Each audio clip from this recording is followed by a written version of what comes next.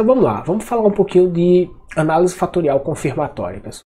Bem, a análise fatorial confirmatória ela é uma técnica que tem por objetivo você avaliar a estrutura de uma estrutura fatorial de um instrumento. E essas análises elas podem ser de vários tipos, né? Você pode ter um modelo unifatorial, né? Então você testa em que medida diferentes itens aqui eles fazem parte, né, de um único fator. Então quando a gente só tem um fator na análise, a gente chama isso aqui de modelo unifatorial.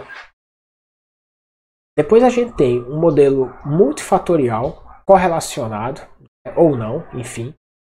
Mas a ideia é que você tem aqui mais de uma variável latente, né? Então você tem aqui uma variável, uma segunda variável latente, uma terceira variável latente, quarta variável latente, e você já diz para o modelo quais são os itens que fazem parte, ou que compõem cada uma dessas variáveis latentes aqui, tá? Então, por exemplo, imagina que isso aqui é um modelo teórico aqui de inteligência, tá? Então, teórico, tá? Totalmente teórico. O modelo de inteligência é muito mais complexo que isso. Mas imagina que você tem aqui, né, habilidade verbal, aí você tem aqui dois itens que fazem parte do fator habilidade verbal.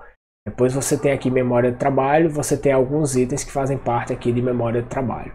Você tem raciocínio visoespacial, você tem alguns itens que fazem parte aqui do raciocínio visoespacial. Você tem processamento de informação, velocidade de processamento de informação.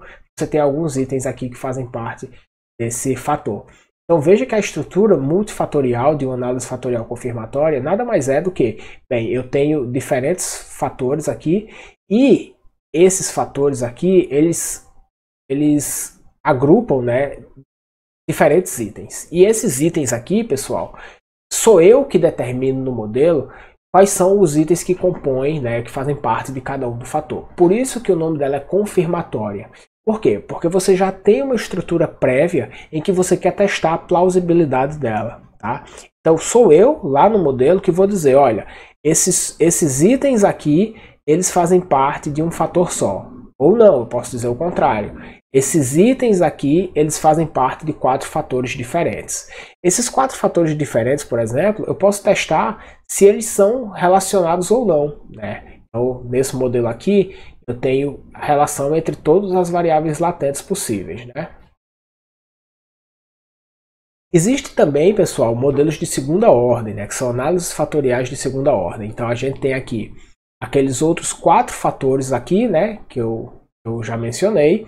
E eu digo o seguinte, olha pessoal, além desses 4 fatores de primeira ordem aqui, eu posso testar se existe um fator G de inteligência aqui maior, né, que é um fator de segunda ordem que vai explicar esses fatores menores aqui, né, nessa hierarquia de fatores, os fatores de primeira ordem, e são esses fatores de primeira ordem que explicam melhor o padrão de resposta aos itens. Então, quando a gente tem essa hierarquia, primeira ordem e segunda ordem aqui, a gente chama isso de modelo de segunda ordem. Vocês devem perceber que, por exemplo, eventualmente se a estrutura fosse um pouco mais complexa, você poderia ter modelos de terceira ordem também. Então, em geral, pessoal, quando a gente tem mais de um nível aqui de fatores latentes, a gente chama isso aqui ou modelos de segunda ou terceira ordem, ou então a gente chama de modelos hierárquicos, tá? A gente também consegue testar na modelagem, né, via análise fatorial confirmatória, modelos que se chamam modelos bifactor. Né? Então, o que são modelos bifactor, pessoal? Modelos bifactor, é importante a gente diferenciar modelos bifactor de modelos de 2 fatores, né? Porque bifactor dá a ideia de 2 fatores também. Mas os modelos bifactor, na verdade, eles são o seguinte, ó.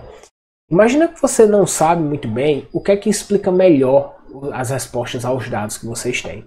Você não sabe se a sua variável, né, a sua variável que você está trabalhando, ela é melhor explicada por pequenos fatores aqui, né? Então fator 1, fator 2, fator 3, fator 4, ou se um fator geral, né, aqui o fator G de inteligência, explica melhor os itens, né? Então no modelo na análise bifactor, você coloca essa estrutura aqui para competir entre si. Então você vai ter os itens aqui respondidos no seu banco de dados e você vai colocar vários fatores aqui, né, de primeira ordem para explicar os itens, e você também coloca o mesmo fator, né, o fator G aqui, explicando também. A ideia, pessoal, dessa análise é a gente conseguir ver qual dessas duas estruturas aqui, a estrutura multifatorial ou a estrutura geral, quem é que explica melhor as respostas aos itens, né? Então a gente faz uma competição dentro da mesma análise para ver o que é que explica melhor, se é o fator G geral ou se são os pequenos fatores específicos, tá? Então, os modelos bifactor eles têm esse propósito, né, da gente entender quem é que explica melhor os itens. E a gente consegue fazer uma série de análises de validade de instrumentos também utilizando essa técnica. Tá? Então, isso é mais ou menos para vocês entenderem do que é que se trata.